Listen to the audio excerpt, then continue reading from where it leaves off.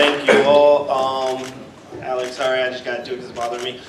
There are seats available. If anybody wants to sit, like a lot of these reserved seats are for folks who couldn't make it. I've had to stand in the back at one of these actually, so I was events before, so I do know these can go long. So if anybody does want to come up, this would be a great time too. I'm going to be that guy and offer up the seats.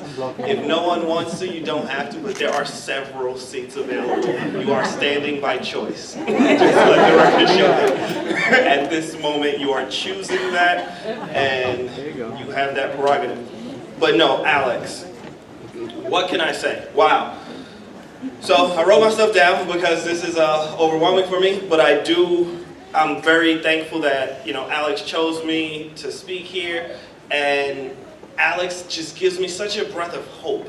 Like, I've never had hope like how Alex gives me.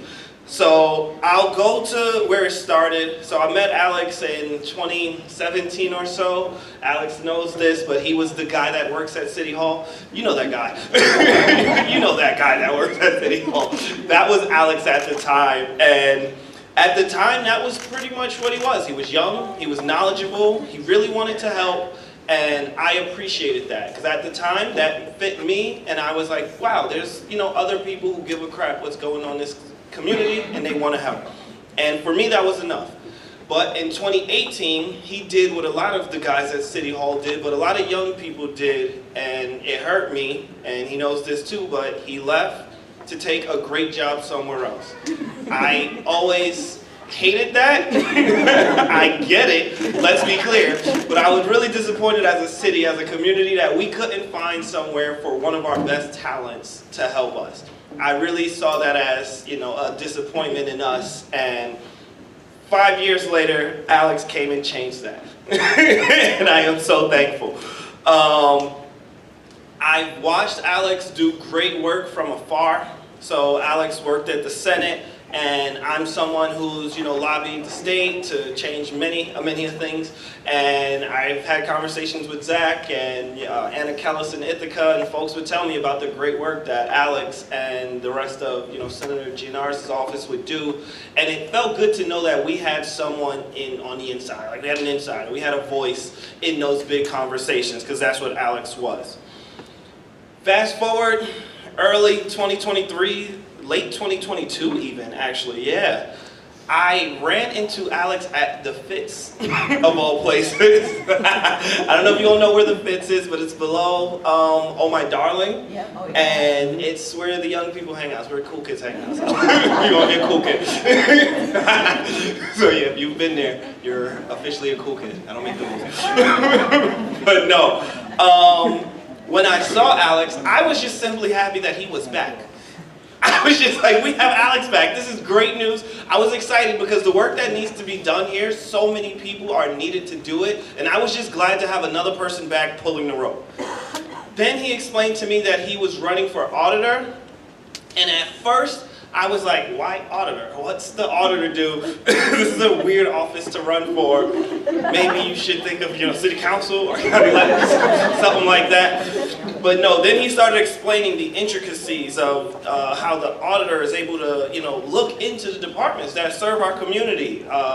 Like codes enforcement, like public safety, like marketing, like codes enforcement, like strategic initiatives and codes enforcement. And he went over all of the different departments. He probably didn't say it like that, but that's what I heard. That's the story I'm going with. But he really explained to me how when you go into the weeds, when you look into the details, you are able to improve our community. And those little steps, those inches, those little bits, they add up over time, and I'm glad that we're going to have Alex as someone, adding it up. The fact that he wanted to run for auditor told me what I need. It's someone who's creative enough, smart enough, who understands the issues. It's not just about running for the highest glory seat.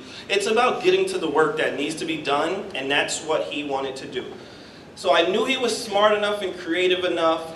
I was on the fence. What I wasn't sure is if he would do the work. You never know. You never know. A lot of folks who I really trust vouched for Alex. I did my homework, I asked around. My folks in Ithaca, I asked my folks here. I'll shout out Zach. I asked people that knew your work, and they vouched for your work. and they said, if nothing else, Alex is going to do the work, and boy did he do the work. He was able to win his election fairly comfortably, and that was a testament to his work. I am usually not in favor of primaries. I know you guys don't believe this. but I like primaries because your work ethic matters. If you're willing to put the work in, you have a fair shot in a primary, and he put the work in, and it showed me all that I needed to know. Alex is someone who's going to work for our city. Alex is someone who's going to go that extra mile. He's going to take that extra step. And the true moment that I knew Alex was the person for the job was actually after the primary, when Alex asked to meet with me after we had both just had months-long primaries that were super exhausting. He asked me what's next, and I told him I was taking a vacation in the Finger Lakes because that's what I thought he wanted to talk about. But he wanted to talk about how we can help Emily and Diane and all of the other great folks running to improve our community. And I was like, how's this kid not tired? But he was able to guilt me into helping folks too. And I'm glad he did, because I do think at the end it paid off. Alex, congratulations. I think you're going to do great things in this community. I'm so glad you're here. I'm so glad you're back. Someone who understands this moment and is not willing, not afraid to stand up for it. Thank you, and I wish you the best of luck.